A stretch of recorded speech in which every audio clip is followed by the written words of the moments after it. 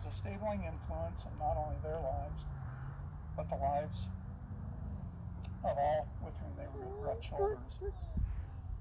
Much of this stability was a result of my dad's humility. He was always willing to work with and listen to others.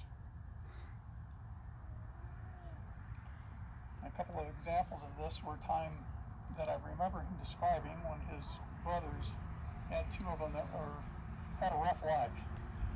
I don't know if it was by choice or if it was by the way it just worked out, but I remember him sitting and counseling with them endlessly, not only in person but on the phone, to try and help them to get over the things that they were dealing with.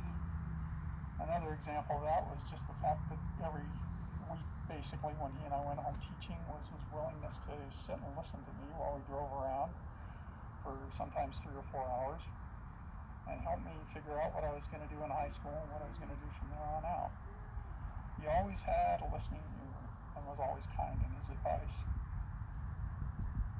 As for the love of God, I can't ever remember a time, before or after we joined the church, that I had any real question about what we were going to do Sunday morning.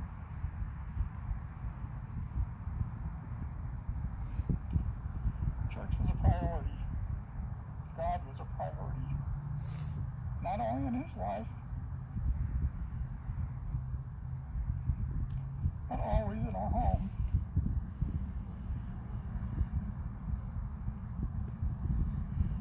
I don't know of any father that put forth more effort than mine did to make sure that I was always supported when I was doing something that had to do with church.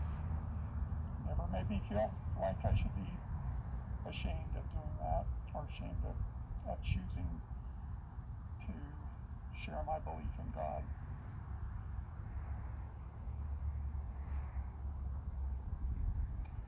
As we remember George today,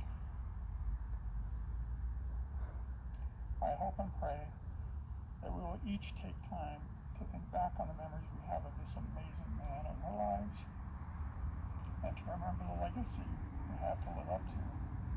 May his example of love and kindness and warm our hearts and remind us of how we should look at every day and every relationship we have.